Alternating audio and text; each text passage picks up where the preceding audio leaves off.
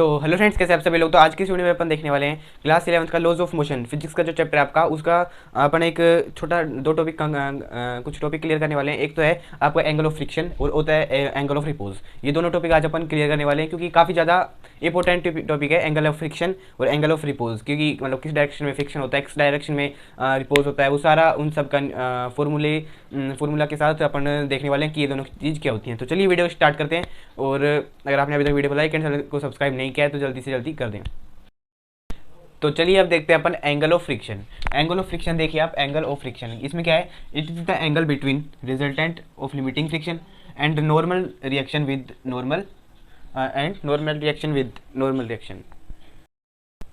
तो फिर इसका मतलब क्या है, देखिए जैसे मान लीजिए आपके पास ये कोई सरफेस है, ठीक है, एंड सरफेस पे यहाँ पे मान लीजिए कोई ऑब्जेक्ट रखा हुआ है, ठीक है। मैं थोड़ा सा आपको और समझाने के लिए कर देता हूँ इसमें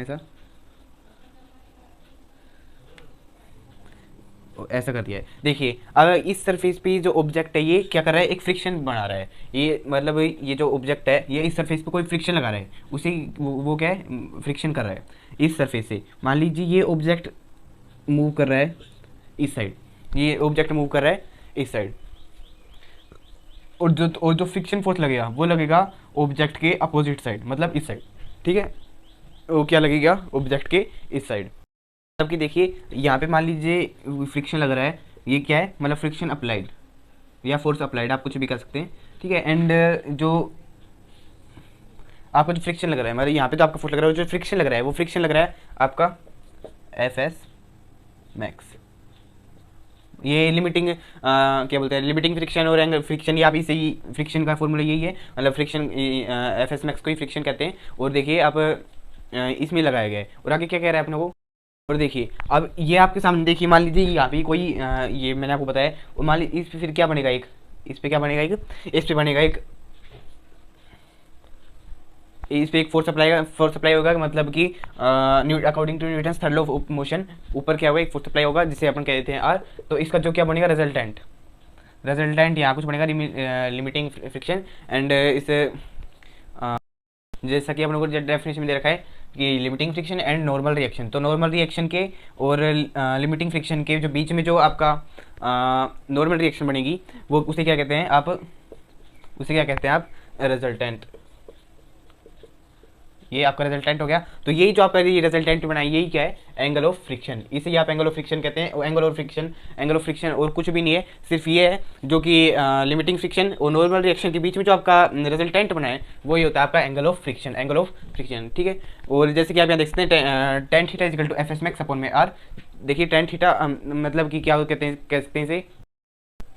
तो देखिए अब क्या होगा, देखिए एफ एस मैक्स, तो मतलब टेन थीटा क्या होता है, परपेंडिकुलर अपॉन में बेस।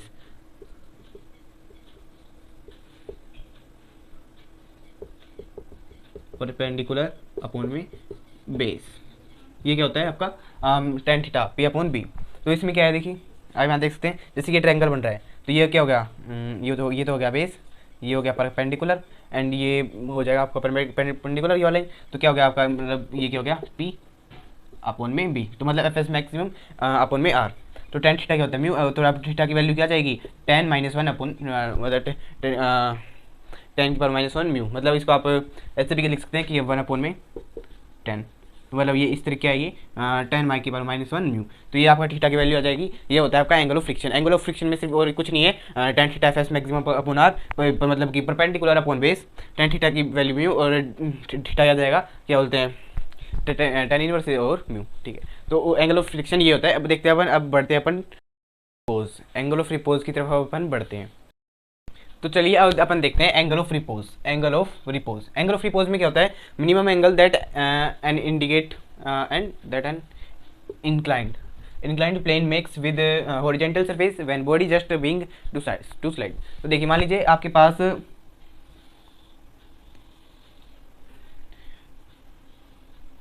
इस तरह से कुछ आपका ये बना हुआ है, एंड इसके ऊपर मान लीजिए कोई रखा है ऑब्जेक्ट। इसके ऊपर क्या रखा है, ऑब्जेक्ट। तो मैं इसको थोड़ा सा और सही बनाने की कोशिश करता हूँ। देखिए इसके ऊपर अभी कोई ऑब्जेक्ट रखा है मान लीजिए। तो अब देखिए जैसे कि मैं आपको कुछ कोई एग्जांपल लेके दिखाऊं, कि मान लीजिए मैंने ले लिया है ये नोटबुक, और इसके ऊपर मैंने रख लिया है ये ब्लैक टेप। देखिए मान लीजिए मैं इसको ऐसे के ऐसे, मान लीजिए मैं इसको ऐसे, इसका एंगल बढ़ाता हूँ, देखिए मान लीजिए ऐसे, तो अभी एंगल मान लीजिए हो रहा है 30, 40, 45।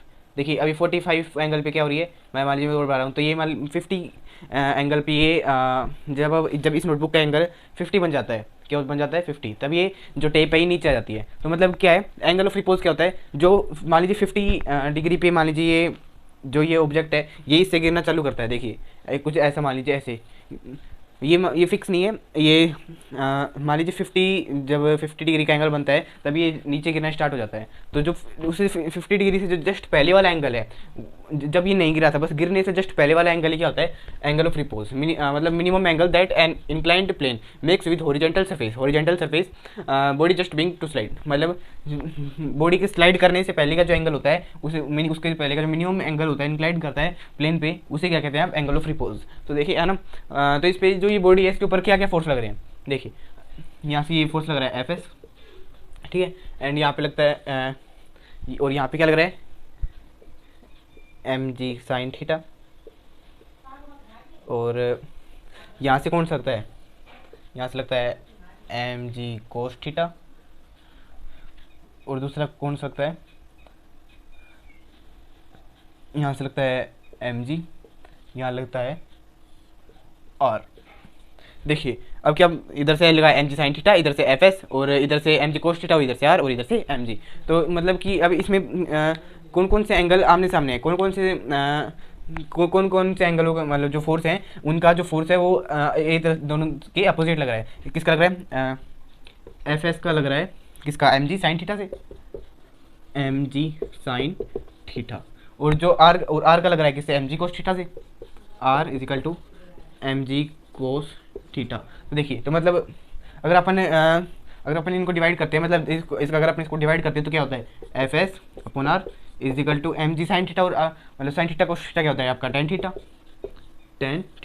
ठीक है, मैं कैमरे में चेक कर लेता हूँ, आपको दिख रहा है। तो देखिए अभी क्या हो गया फिर, F S R is equal to H is equal to tan theta.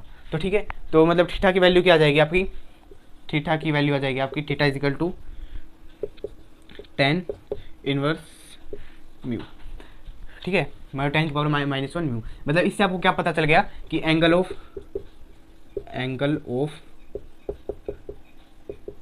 Sliding किसके इक्वल है, एंगल ऑफ स्लाइडिंग किसके इक्वल है, एंगल ऑफ